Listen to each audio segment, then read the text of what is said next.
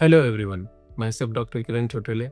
I'm a hair transplant surgeon at Happy Ergo Pune branch और आज एक आपके साथ एक यूनिक केस स्टडी में डिस्कस करने जा रहा हूँ। ये जो केस स्टडी कैसे यूनिक है, तो ये पेशेंट का हमने नॉट ओनली बियर्ड बट उनका हेयर लाइन दोनों एक साथ स्टोर किया है। ये मेरे बहुत पुराने मित्र हैं, मेरे पुराने पेशेंट हैं और ये एक जिम एंथुजियास्ट है। उनका खुद का यूट्यूब चैनल और सारी चीज़ें भी है। अगर उनका लिंक रहा तो मैं आपके साथ शेयर कर दूंगा वीडियो के एंड में। तो इनका आप देख रहे हो कि उनके 3 चैलेंजेस मेन थे। तो एक तो हेयरलाइन डिस्टर्ब होती जा रही और वो जो जिम में काम करते हैं वहाँ पे डेफिनेटली मस्कुलाइन दिखना अच्छा दिखता है, वो अच्छे फिट दिखने चाहिए, तभी वो दूसरे जो लोग हैं जो उनके अंडर में ट्रेन होने वाले हैं उनको भी अच्छा लगेगा, भाई नहीं मेरा जिम वाला अच्छा दिखता है, even he can help me to look the same. Here उनका आप देख सकते हो कि हेयरलाइन उनका डिस्टर्ब हो चुका है। उनका बियर्ड पैची था, ओके, तो उनको वो पैचीनेस जो बियर्ड में वो भी करेक्ट करनी थी, तो उसके हिसाब से उनका प्लानिंग हुआ था। उनका बाल्डनेस का लेवल आप देख ही सकते हो कि जो फ्रंट एरिया है डेफिनेटली उनका हेयरलाइन है पूरा डिस्टर्ब हो चुका है और उनको रिस्टोर करने की जरूरत है। एक तो सफेद बाल है प्लस हेयरलाइन के इश्यूज है, जो एम शेप इक्वल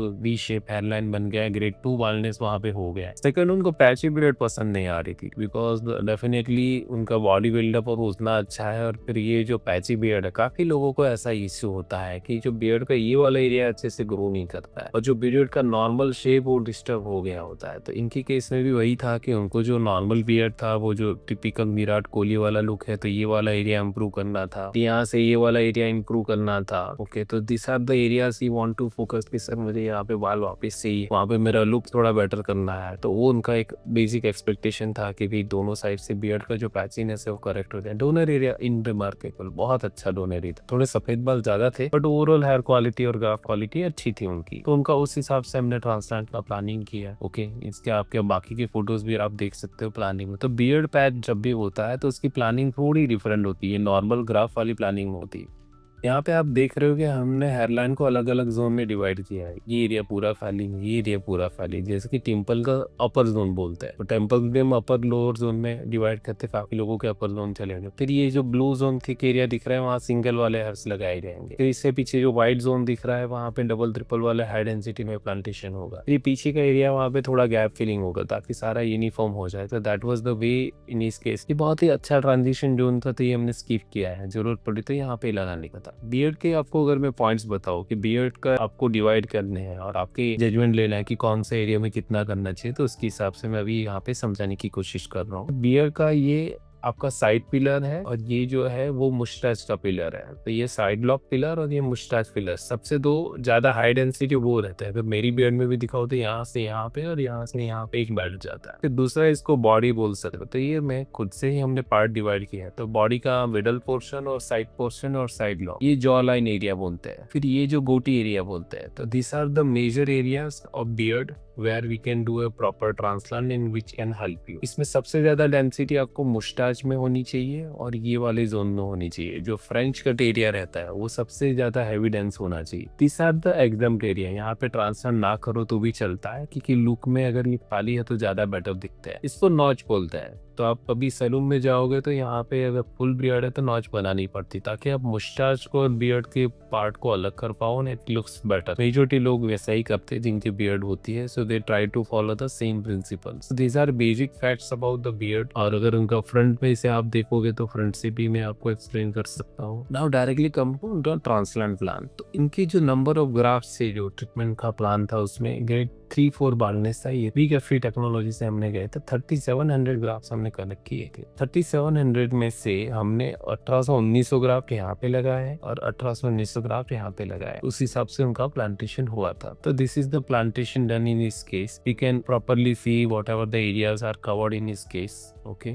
इनके बियर्ड के जो जोन है, उनका मस्टाच एरिया है वो हाई डेंसिटी कर दिया है। यहाँ पे थोड़े बहुत ग्राफ स्प्रेड किए। मेन फोकस उनका हमारा ये वाले पैची एरियाज को ऊपर फोकस रहा है, क्योंकि उनको सबसे ज्यादा लुक वहाँ पे ही चाहिए था। यहाँ बाल्डनेस का एसिमेट्रिकल पैटर्न देख रहे हो, उनका बाल्डनेस थोड़ा एसिमेट्रिकल था, तो उस हिसाब से हमने एडजस्ट किया है। कि टेम्पल्स का जो साइड लॉक है, ये वाला अपर हाफ एरिया वो भी कवर अप किया है। So this is his look after second day of surgery. पहले दिन उनका हेयरलाइन हुआ, दूसरे दिन उनका बियर्ड का पैच हुआ और तीसरे दिन का ये लुक है। बैंडेज और वो सारा जो है वो उनका 7 दिन के बाद हमने बैंडेज वो सेकंड डे निकाल लिया था। ये 7 डे का लुक है। पहले 7 दिन आप ऐसे दिखने वाले हो, तो यहाँ का आप मास्क रख के कहीं भी बाहर जा सकते हो, यहाँ पे कैप रख के कहीं पे बाहर जा सकते हो। डोनर एरिया हील होने में थोड़ा टाइम लगता है क्योंकि 2700 के आसपास हमने गाफ कलेक्ट किया है। ये एरिया आप देख सकते हो कि हेड वॉश के टाइम आए थे तो हेड वॉश के पहले कैसा दिख रहा है। यहाँ पे सारे स्कैब्स है वो धीरे धीरे लूज होने वाले हैं।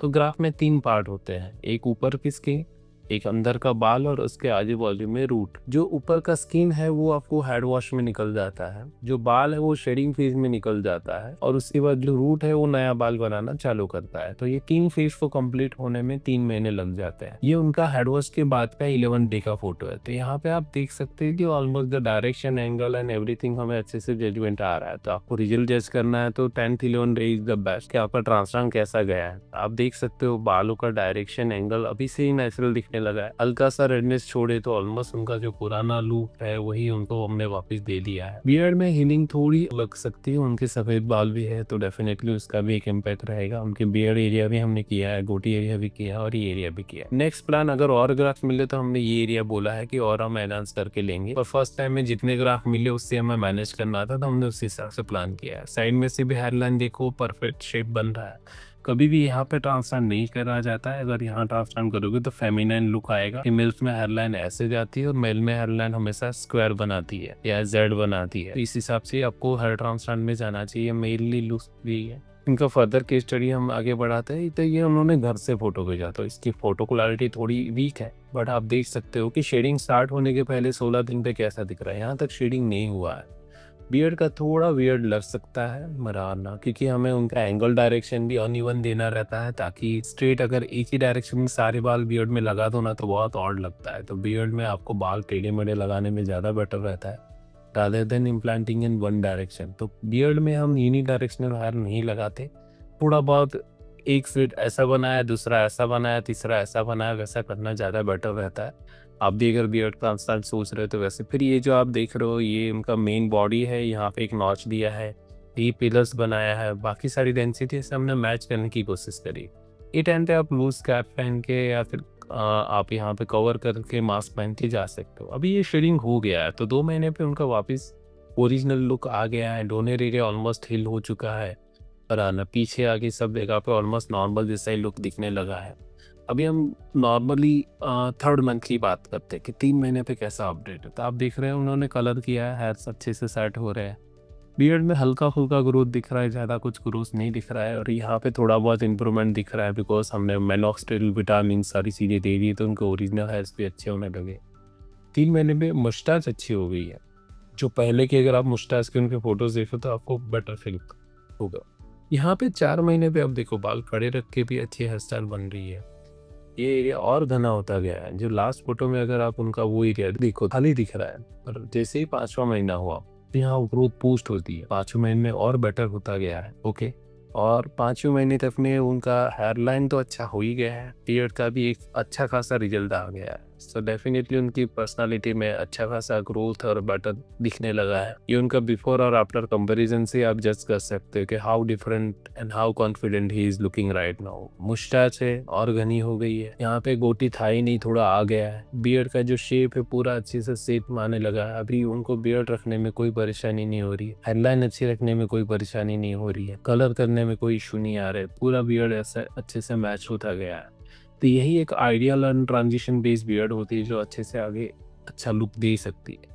अगर आपको भी बियर्ड ट्रांसप्लांट में इंटरेस्ट है, आपको भी हेयरलाइन में इंटरेस्ट है, तो आप हमारे बाकी वीडियोस भी देखिए, बस हमारे टीम से कोऑर्डिनेट कीजिए। आपका अगर कॉन्टेक्ट डिटेल हमें मिलेगा, आपके कुछ फोटोज मिलेंगे तो हम आपको गाइड कर सकते हैं कि आपके लिए क्या बेस्ट प्लान रहेगा, क्या केयर लेनी रहेगी। आपका पूरा पर्सनल ट्रीटमेंट प्लान हम आपको फॉरवर्ड करेंगे और आप उसके थ्रू आप अपना डिसीजन ले सकते हो। आई होप दोस्तों ये वीडियो आपके लिए अच्छा रहा हो। ऐसी और इंटरेस्टिंग केस स्टडीज लेके हम आते रहेंगे। आप हमें डेफिनेटली सब्सक्राइब कीजिए, फॉलो कीजिए और आपकी कोई भी क्वेरीज हो तो हमें कमेंट बॉक्स में मैसेज कीजिए। चलिए दोस्तों, मिलते हैं नेक्स्ट वीडियो में, तब तक के लिए धन्यवाद।